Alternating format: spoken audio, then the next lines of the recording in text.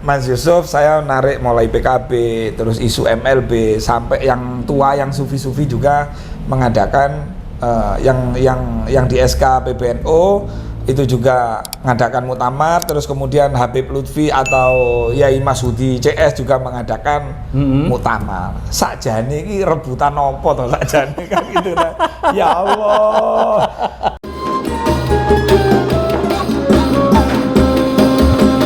Assalamualaikum warahmatullahi wabarakatuh. Waalaikumsalam warahmatullahi wabarakatuh.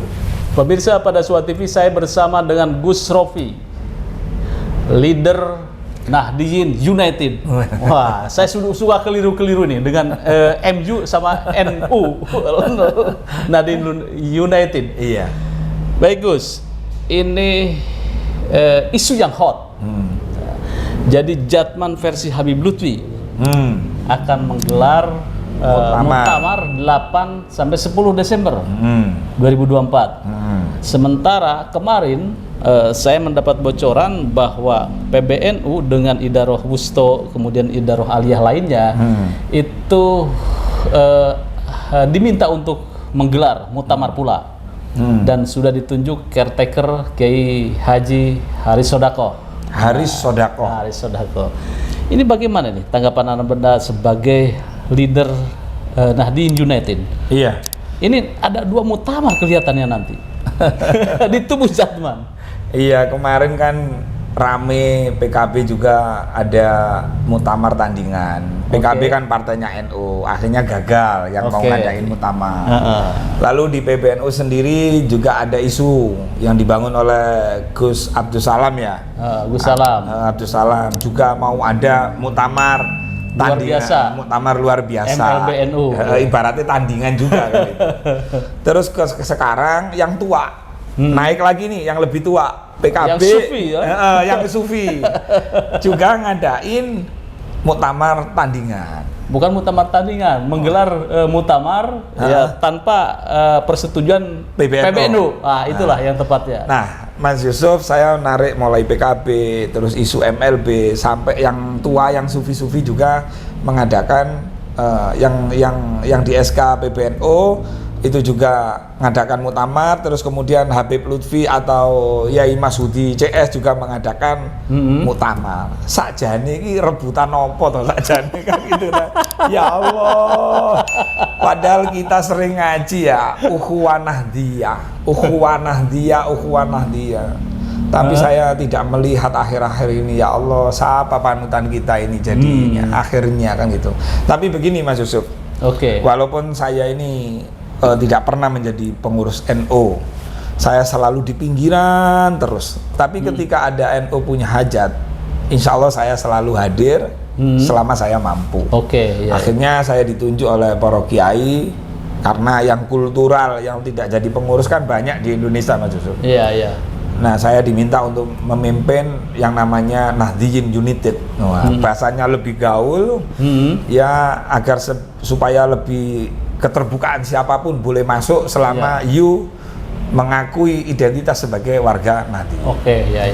Nah, kalau saya simpel sih, sekarang Jatman ini itu didirikan oleh siapa?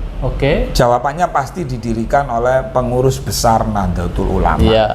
Artinya walaupun ini tua-tua, sufi, orang sufi lah, tapi dia di bawah naungan PBNU. Betul nggak?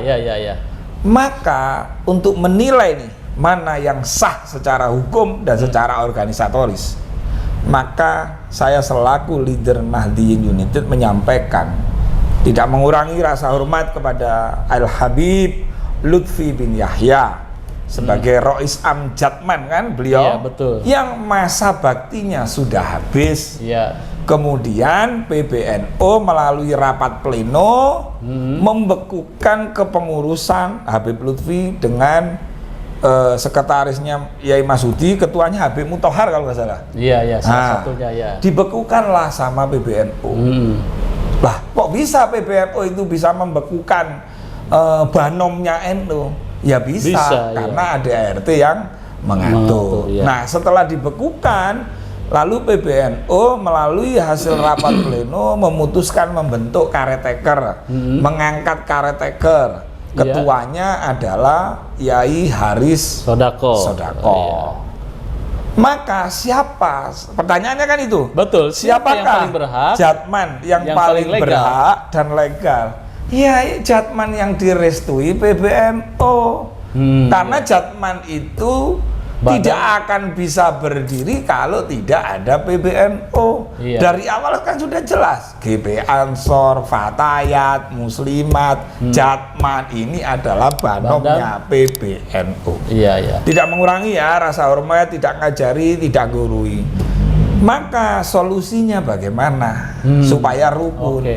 Kami warga Nahdliyin ini sebenarnya adem-adem aja. Yang ruwet, yang ribet ini kan elit-elitnya tuh. Betul nggak? Kalau kita ini ya loh kok maling ini atau kiai-kiaiku ini kan itu. Kok disuguhkan yang begini-begini gitu loh. Nanti alasannya kiai-kiai ini ingin menegakkan aturan gitu kan. Ya sudahlah, monggo yai. Yang penting ojo sampai gelut di jalan. Kan gitu. Ojo sampai tukaran, ilo-iloan, WA jangan. Beliau ini orang sufi-sufi. Ini mumpung belum digelar muktamar baik yang direstui oleh PBNU maupun yang mau bikin muktamar istilahnya versi Habib Lutfi dan kawan-kawan. Monggo lah istikharah. Wong Tuhannya, wong Gusti Allah podo kok. Bener nggak? Iya. Monggo istiharo, sae napa mboten lek kula ngadakno muktamar tanpa SK PBNU. Maka bisa disimpulkan yang memecah belah NU ini sapa to sak bener ini? Betul nggak? Bukan kita ya, bukan. Akhirnya ono ngene iki gawe ngene. Iki opo-opoan ngono lho Mas Yusuf. Ini curhatan ya sebagai warga Nahdliyin karena saya tidak punya kepentingan apapun, tapi kalau jenengan berbicara atau bertanya tentang secara organisatoris, maka Jatman yang sah melakukan muktamar adalah yang di SK oleh PBNU. Ya baik, ini adalah curhat seorang santri nih kepada kiainya. Jadi kepada siapa ini kita berlindung? Tentu ke Gusti Allah. Iya, artinya kita butuh sosok-sosok panutan. Kemarin habis pilpres kita wis terpecah-pecah, terus ditambahi lagi belum pilkada, belum pilgub. Iki sak benere apa to sing direbutno ini gitu loh Mas. Menurut netizen apa yang diperebutkan? Tulis komentarnya. Saya juga nggak tahu nih apa yang diperebutkan. Nah iya, gitu kan. Baik, sebagai closing statement ini bagaimana Gus? Solusi yang terbaik ini? Solusi yang terbaik. Saya punya guru yang luar biasa. Namanya Profesor Dr. Yai Said Agil Sirot. Bolo sewu kurang, mungsu siji kakean. Artinya kita punya teman, punya sahabat 1000 itu kurang. Musuh 1 itu kebanyakan. Monggo kiai dicamkan itu kata-kata santri beling nih. Anda setuju? Tulis juga ya komentarnya. Terima kasih Gus.